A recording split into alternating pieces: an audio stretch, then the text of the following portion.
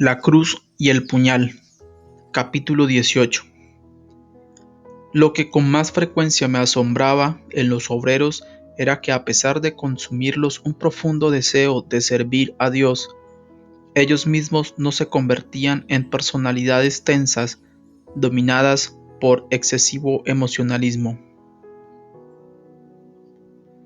Me he preguntado respecto de las razones que explican esta verdad, y creo que se debe a que el centro de rehabilitación se ha convertido sencillamente en lo que esperábamos que fuera: un hogar saturado de amor, sujeto a la disciplina espiritual, en marcha hacia la meta común, pero libre.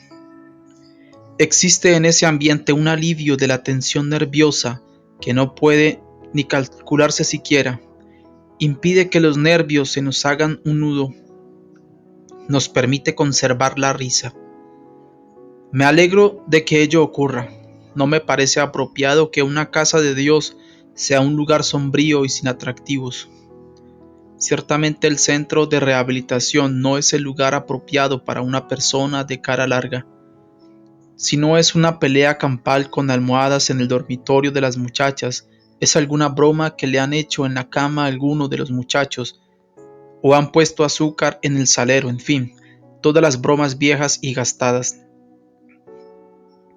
Naturalmente yo tengo que desaprobar esta conducta, pero ninguno parece prestarme mucha atención. Cuando subo las escaleras a todo correr gritando que es hora de que las luces estén apagadas, siento un ronquido angélico que dura solamente hasta que bajo las escaleras. Me preocuparía esta falta de respeto por la autoridad si la disciplina no se cuidara de sí misma. Mantenemos a los jóvenes tan ocupados que no les quedan muchas energías para armar alboroto en casa. A los pocos minutos se cansan de las bromas y el ronquido se convierte en algo verdadero. Es una lástima para el decoro que las payasadas y chistes pesados no se limitan a los muchachos universitarios y a los demás jóvenes. Poco después de la llegada de Nicky y Gloria, comenzamos lo que denominamos Operación de Ayuda a las Pandillas.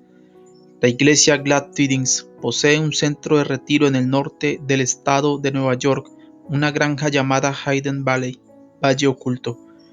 Durante las semanas más calurosas del verano solicité permiso para llevar a unos cuantos de los muchachos de las pandillas al Valle Oculto para que respiraran aire puro. Nicky y su esposa nos acompañaron, también vino Lucky, y asimismo como una docena de otros muchachos del centro de rehabilitación. Un viernes por la noche, Nicky y Gloria decidieron dar un paseo antes de acostarse. Lucky y algunos de los muchachos me llamaron aparte y me pidieron que participara en una broma. «Usted sabe que Nicky nunca ha estado en el campo», dijo Lucky, que era un veterano, puesto que era la segunda vez que salía al campo. «¿Quiere agarrar una de estas velas y venir con nosotros? Así le hacemos una broma a Nicky». «¿Y qué van a hacer?» «No vamos a lastimar a nadie, simplemente vamos a cazar osos». Así que agarramos las velas, las encendimos y comenzamos a andar por el camino que Nicky y Gloria habían tomado. Al poco rato los encontramos de regreso a la casa.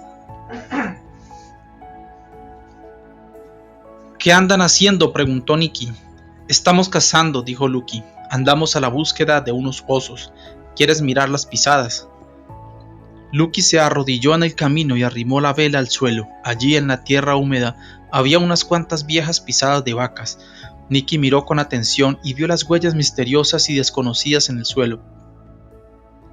En la oscuridad casi se podía ver que se erizaba el pelo. Estrechó hacia sí a su esposa y pidió una vela. De repente Lucky se puso de pie. «¿Qué es eso?», dijo. Hablaba en voz baja con un tono aterrorizado. Señaló hacia el camino en dirección al objeto que apenas se podía divisar a la luz de la luna. No había duda que se parecía a un oso agazapado en la oscuridad. Si yo no hubiera sabido que era una vieja y abandonada campana de escuela que recortaba su silueta contra la misteriosa luz de la luna, yo mismo hubiera tenido miedo. Esta vez, cuando buscamos a Nicky, lo encontramos agazapado al lado de su esposa detrás de un árbol. Los otros muchachos tomaron piedras y se las tiraron al oso, diciéndole a Nicky que no fuera cobarde y que los ayudara. Y fue entonces cuando de repente Nicky nos hizo reír a todos. Salió de detrás del árbol con la esposa en brazos. Vaya, dijo en voz alta y clara, yo tengo fe. Voy a confiar en Dios, voy a confiar en que Él me ayude a huir. Y así diciendo, Nicky salió a la disparada con su señora a cuestas hacia la casa, dejándonos muertos de risa. Cuando regresamos hicimos chocolate para Nicky y su esposa. Se necesitaron 6 tazas de chocolate para devolverles el coraje. Me sorprendió este verano al descubrir cuántas de las concesiones mutuas que en proporción generosa se practican en la avenida Clinton 416 se manifestaban en la cocina. Creo que Dios determinó que durante esos primeros largos meses de nuestro trabajo en el centro de rehabilitación nunca encontráramos una cocinera. Ensayamos todos los sistemas sabidos y por haber para alimentarnos, pero el que nunca funcionó fue el de tener una cocinera que usurpara la despensa. De cualquier manera, la cocina es siempre el corazón de la casa y una verdadera cocinera tiene cierta forma de echarlo a uno de la cocina a fin de realizar su labor con eficacia.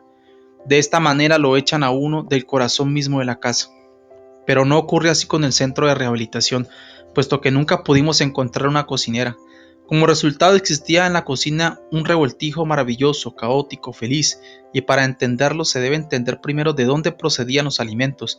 Al igual que todo lo demás en el centro de rehabilitación, conseguimos nuestros alimentos pidiéndolos en oración. Este es uno de los proyectos en el cual los ex miembros de las pandillas que viven en el centro de rehabilitación desempeñan el papel más activo. Todos los días oramos pidiendo alimentos y la forma como lo recibimos constituye una demostración vívida para los muchachos que están aprendiendo lecciones de fe. La gente nos envía jamones, papitas saladas, frutas y verduras, o nos manda dinero que no está destinado a ningún otro fin especial. Un día, sin embargo, los muchachos se despertaron, se elevaron y se bajaron a tomar el desayuno, pero no había nada en la mesa. Cuando yo llegué a la oficina desde mi casa, el centro de rehabilitación bullía ante el problema de falta de comida. Creo que las oraciones suyas no dieron resultado esta vez. ¿Qué me dice David?, dijo uno de los pandilleros. Señor, me dije a mí mismo, enséñanos una lección de fe que se nos grabará para siempre en el corazón.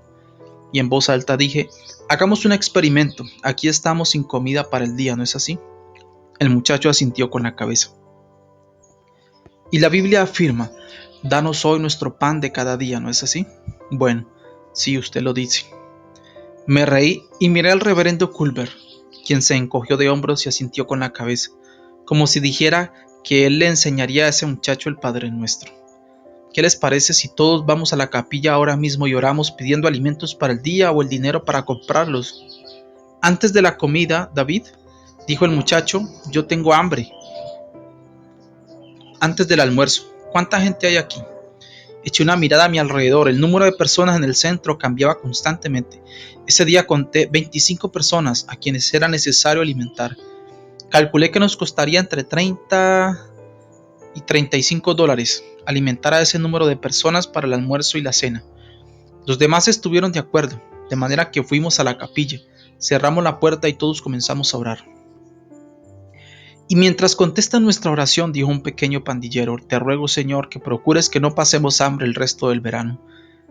Yo me di vuelta algo molesto, me parecía que estaba llevando las cosas un poco lejos, pero tuve que admitir que quedaríamos más libres para elevar otra clase de oraciones si no teníamos que prestar tanta atención a necesidades básicas como el alimento. Uno de los rasgos de nuestras oraciones en el centro de rehabilitación es que tienen la tendencia a pronunciarse en voz alta. Oramos con frecuencia en voz alta y existe una maravillosa libertad en el Espíritu Santo que a veces atemoriza a la gente que nos oye por primera vez. Quizá piensen que es una forma poco reverente de expresarse sin comprender que expresamos simplemente nuestros verdaderos sentimientos ante Dios. Si algo nos preocupa, lo manifestamos no solamente con nuestros labios, sino con el tono de nuestras oraciones. Y esta mañana estábamos seriamente preocupados y mientras lo expresábamos en tonos que no dejaban lugar a dudas respecto de cómo nos sentíamos, entró a la capilla un extraño. No la oímos siquiera cuando golpeó a la puerta de la capilla. Cuando abrió finalmente la puerta y vio a los 25 de nosotros arrodillados agradeciendo a Dios por la comida que nos había dado en el pasado y agradeciéndole también por la comida que nos daría de alguna forma, en esta emergencia seguro que se arrepintió de haber venido. Perdón, dijo suavemente, perdón. dijo con un tono más alto.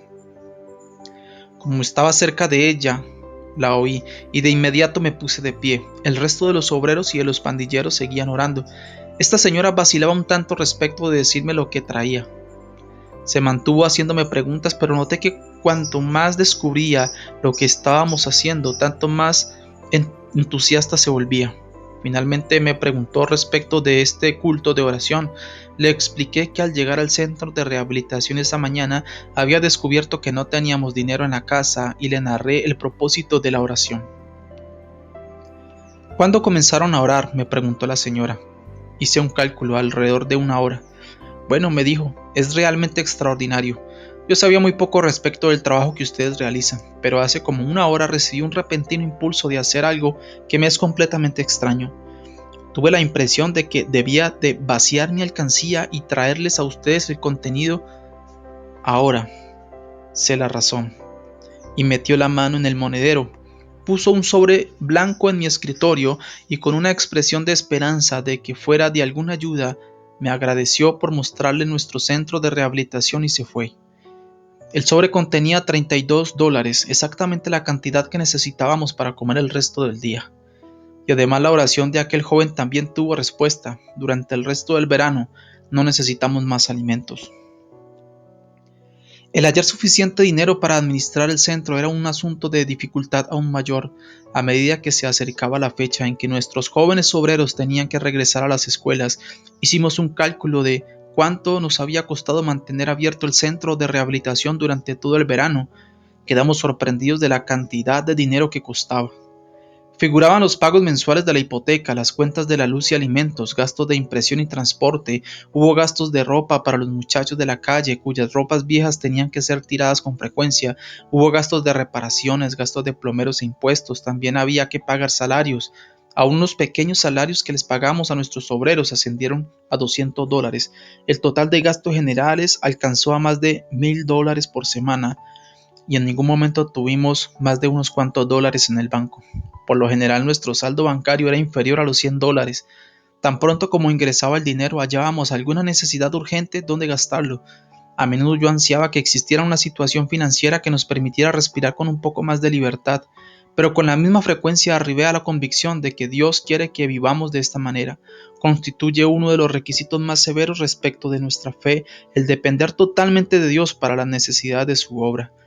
Tan pronto como tuviéramos fondos en el banco, ya no dependeríamos de él día tras día, hora tras hora, como lo hacemos ahora, no solamente para nuestras necesidades espirituales, sino también para los de carácter físico. ¿De dónde procedían estos $1,000 semanales? Una gran cantidad es recolectada por los jóvenes mismos. En todo el país, niños y niñas han aceptado el reto que presupone ese trabajo y contribuyen a su apoyo. Cuidan niños, cortan el césped y lavan automóviles. Cientos y cientos de esos jóvenes se han comprometido a pagar 50 centavos por semana para ayudar a jóvenes como ellos. A veces ese dinero llega en la forma de centavos, pero vez por vez y cada centavo es bendecido y apreciado. Luego hay también iglesias individuales en el país que nos mandan dinero como obra misionera. Hace unos días nos visitó una señora procedente del estado de Florida. Había leído acerca del centro de rehabilitación, pero la importancia cabal de la necesidad de nuestra ciudad no la había conmovido hasta que dimos vuelta a una manzana y yo le expliqué lo que veía con sus propios ojos. Aquí se hallaba una joven alcohólica, luego allí un sodomita de 15 años de edad. Aquí se veía un muchacho que no podía librarse de las cadenas que lo ataban al vicio de la heroína. Allí un muchacho que simplemente se sentía solo. Cuando regresó a su iglesia, se puso de pie ante la congregación e informó lo que había visto y dijo: aquí vivo en medio de las comodidades mientras esos muchachos allá ansían ayuda espiritual. En lo que a mí respecta, me voy a tomar un interés personal por el centro de rehabilitación. Espero que ustedes me ayuden. Necesitan todos los centavos que podamos recolectar. Todas estas fuentes de ingresos, sin embargo, nunca podrían hacer frente a los extraordinarios requisitos del centro de rehabilitación, tal como la financiación original del edificio que tuvo que ser tratada como una crisis y transferida a Dios. Y ahora, cuando ya nos hallábamos de nuevo en marcha, supe que nos veríamos confrontados de nuevo con una crisis. Dentro de 2 semanas se vencía el plazo de la segunda hipoteca. $15,000. Francamente, yo había cerrado mis ojos a ese plazo en el que debíamos hacer un pago tan considerable. Ciertamente no había hecho reserva alguna. Para cancelar esa obligación apenas recibíamos dinero para pagar los gastos diarios. El 28 de agosto de 1961 se vencía el plazo. Sabía a ciencia cierta que en esa fecha teníamos que hacer frente de nuevo a la realidad de las cosas.